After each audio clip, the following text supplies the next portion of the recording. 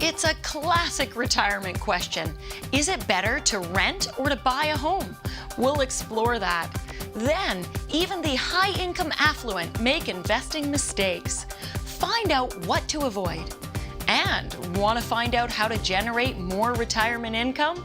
All this and more on The Wealthy Life.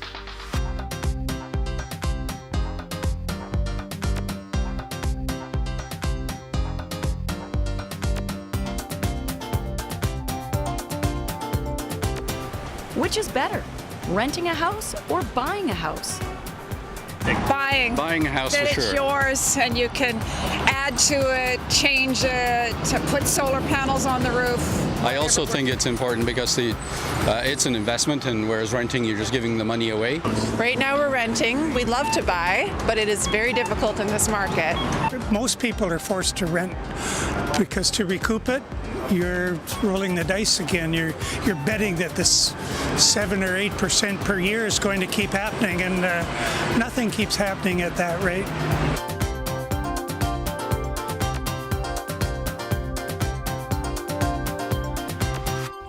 Today's guest is Marion, a retired woman looking for a new place to live and hoping she can buy, not rent. Welcome to the show, Marion. Thank you. It's a pleasure to be here. Oh, it's great to have you, and I'm really looking forward to hearing your story. Tell me your story. Well, I'm a retired school teacher who spent the last 18 and a half years of my career teaching in Australia. Well, that sounds glamorous. Yes, and so I got over there because I met a fellow here who went to teach at the University of Western Australia. Oh, so you moved because of a boy. I did. Mm-hmm. It's happened before. Yes.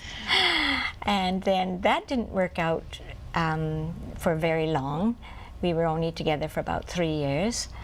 And I decided, because I liked Australia and because I was already into the teaching game there, that I would stay.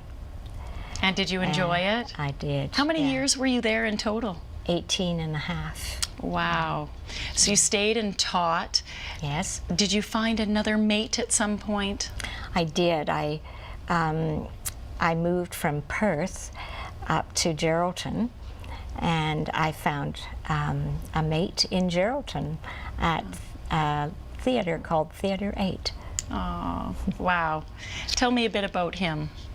Well, he was a dinky-die Aussie, and he was a very generous communicator. He was a great communicator, and we met at a fundraising do. It was a game where you had to answer a whole lot of questions, and the team that got the best score won a case of wine. Did you win the wine? We did. And did you share it? Yes. And what happened with that relationship? Well, unfortunately, we married, but a year after we married, he died. And oh, no. Yeah. That must have been so difficult for you. Yeah, it was a hard time. So what did you do at that point? Where did you turn? Did you want to come back to Canada? Did you stay? Well, my family came over and really helped me a lot, but I was really at the end of my career, and it was silly to just give up a pension because I had only a few more years to go, and then I reached pension age, so I decided to stay. Good, so you stuck it out. I did. And then once you retired, is that when you moved back to Canada? Yes, yes. And then when you moved to Canada, tell me a bit about your living situation. Do you rent or do you own here? Yes, I moved back, and I moved in with my sister, who was renting, and so we shared the rent for 6 years. We're still sharing the rent, but unfortunately, in that situation, the landlady, as she aged, she was unable to do the stairs into the house, and so she had to sell. And so both of us were looking at, what are we going to do? And so you got evicted. And not for naughty behavior. You just got evicted. We got evicted, Oh, yes. dear. So nowhere to live and trying to figure out what's next. Yes. I bet you that ties into what's your big question for me today? Can you help me, advise me how I can perhaps get my money together and buy a condo of my own? Oh, you bet I can. So don't go away. Find out if Marion can buy her own place or is she better off renting when we return.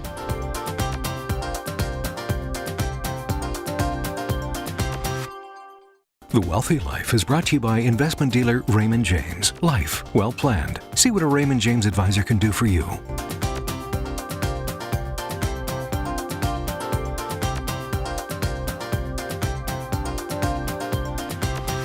Welcome back. We're here with Marion to see if she can afford to buy a condo or if she's better off renting.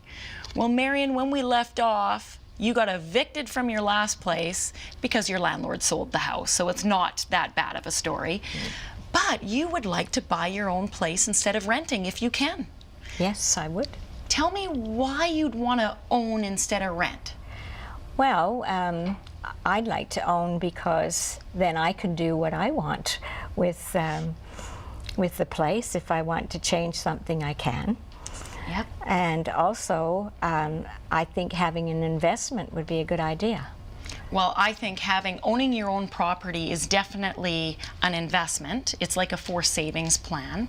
And it feels more like home. You wouldn't have to worry about it being sold from under you and you kicked out again. It could be a long-term plan. Yes. And if you want to paint or replace the carpet, you can. Of course, all of that costs money. Yes. Tell me a little bit about the type of place you see yourself living in. Is it a big house? Is it a condo? What is it?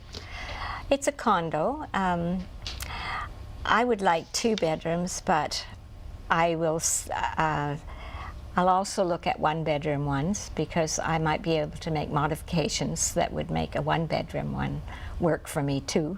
Good. I like to sew, and I have a computer which I do not want to have in my living room. So I'm looking for a way to have a room for my computer and sewing machine. Good. And now that you're retired, you're on a fixed income, as most retirees are. So you probably want to be smart with your money and your cash flow. And am I right in assuming you don't want to flush all your money down the drain in rent? That's right. So do you have a budget in mind that whether you rent or buy, you'd like to spend only a certain amount of money on housing? Yes, I would like to spend about $1,000. Well, that's great, and it seems reasonable for one person. Depending on your location and city and area, there's a lot of factors at play. And if I work backwards from that, I can tell you how much money you can borrow and what you could look at purchasing. Perfect. You're waiting for me, aren't you? Yes. I'm not quite there yet. Okay, so on $1,000 a month, have you started looking at some condos and have you figured out what the strata fees are going to be every month? Yes, I have looked at some, and I think strata is going to be about between 215 and 315, okay, somewhere in there. And then you're also going to have to pay property taxes. Although Yes. being a senior, I encourage you to look at deferring your taxes to free up your cash flow. And I can give you some more information on that at a later date. Thank you. So when you factor in strata fees, you're left with, and some utilities, you might be left with about $700 a month, $600 or $700 a month to go towards mortgage. And at current interest rates, you could borrow about $150,000 to keep your payments at that $1,000 a month. So it's doable. But the other question is, do you have a down payment? Yes, I So you've got have some savings. Yes. So you would need to top up that $150,000 you can borrow with whatever savings you have, and that's the amount you could go buy your own condo with. Now, one other piece of advice: Yes. if you don't spend all your savings, keep some behind, because anything you put into your home you can't access for other things later, at least not easily. Yes. So do you think you can go buy a condo? It's looking much better. Yeah, I say think. get a realtor and start shopping. Yes. Marion, Thank you. thanks for being on the show today. You're welcome. It's a pleasure. And stay tuned. Common mistakes of the high-income affluent after the break.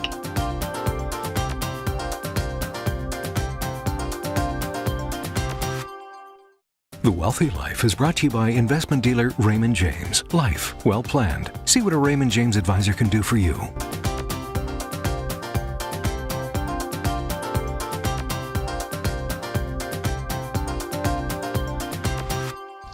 With us today is financial advisor Katherine Perez.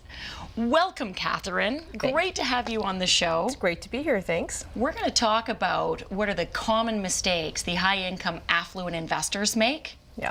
But before we get there, tell me a little bit about your background. How did you get into finance? Well, I think it was the movies that actually got me interested in the stock market. And I think it was a movie with Michael J. Fox in it many years ago. So at the age of 11, at grade 6, I took out a book on stock market investing out of the library. Opened it, didn't understand a word, closed it, and it was kind of a latent interest all this time. And fast forward 20 years later, I found an opportunity to work in the business, and here I am. You know, that's amazing. And even at 11 years of age, to read about, not quite understand it, Right. but something in you just kept bubbling up, right? It seemed like this crazy magical world where you can make money. And that just was fascinating to me, and I just had to have a piece of that. Well, I remember when I first got into the business, I thought stockbrokers were big old guys with their feet on the table, smoking big cigars, buy, sell, you know, high-risk stocks. And maybe that was true. I saw some of that. The first couple of years, there was a lot of that. It was fun, and it was the time. Yeah. And the cliche was it was there for sure.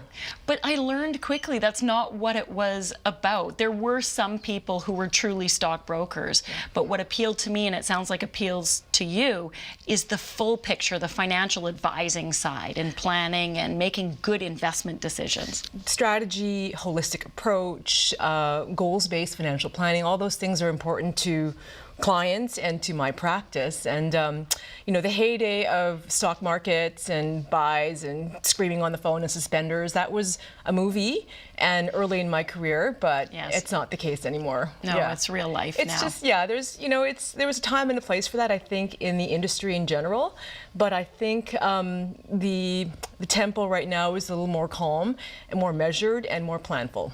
Well, and everybody likes to make money. Yeah. Everybody likes to spend money. So working with the affluent investor, I mean, a lot of people think, well, it's easy for them. They've got lots of money, but they make mistakes too. Sure they do, yeah. Well, first of all, why don't you describe what do you consider an affluent, high-income affluent investor? Well, our industry identifies them as sophisticated investors, and they're identified by their liquid investable assets being $1 million or over, or having a singular income of $200,000 or a household income of $300,000 per year. Okay. So it's not that unattainable. It seems like it's a lofty definition, but it's a lot more common than you think.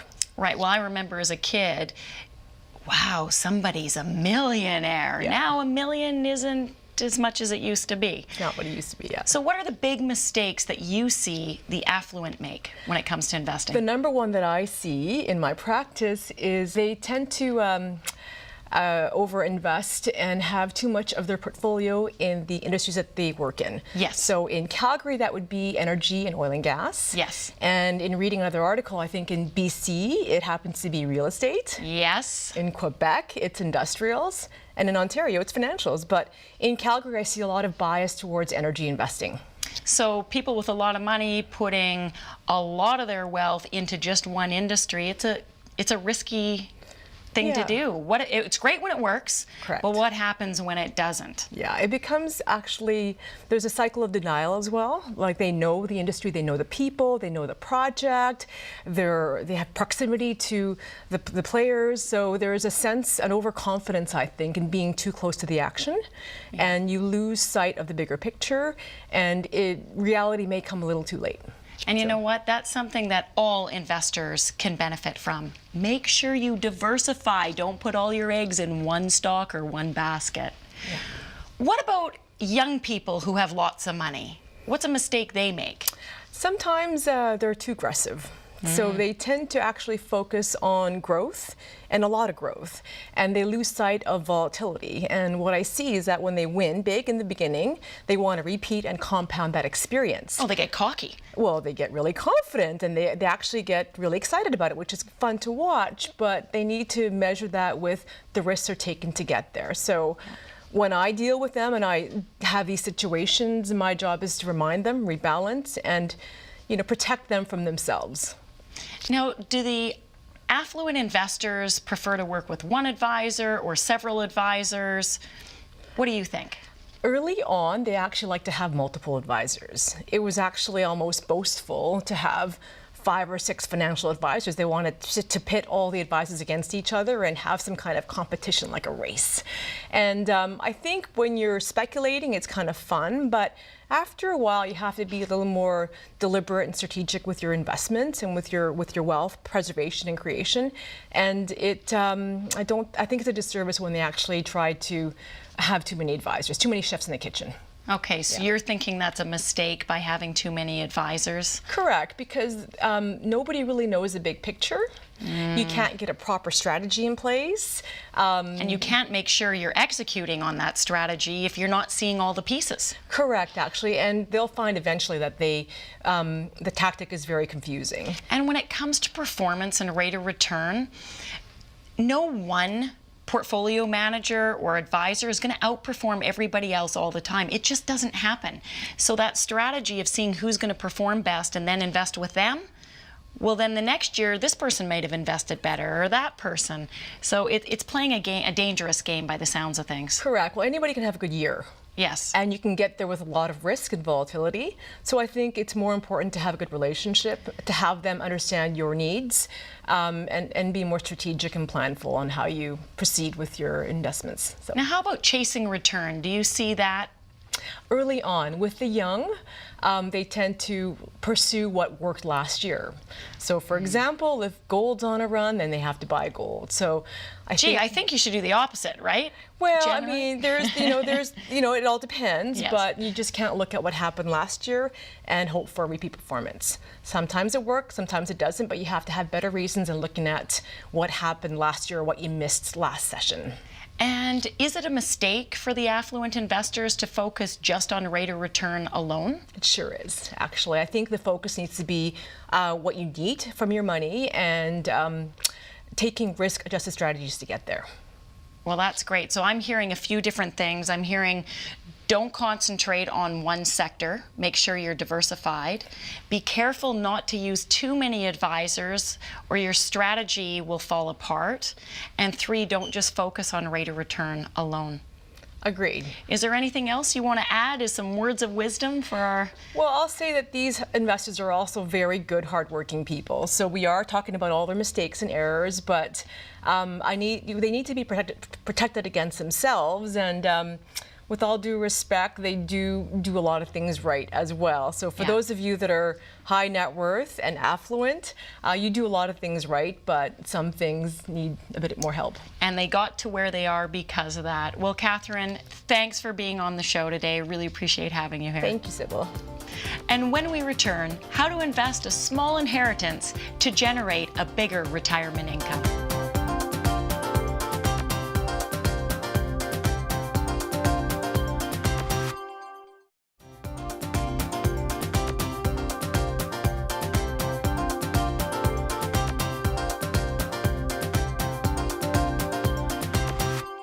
Welcome back. Thanks for your letters, emails, tweets, and messages. Today's question is from Richard in Saskatoon. Dear Sybil, I am 65 years old and just retired from the government on a long-term disability pension. Our mortgage is paid off and we have no debt.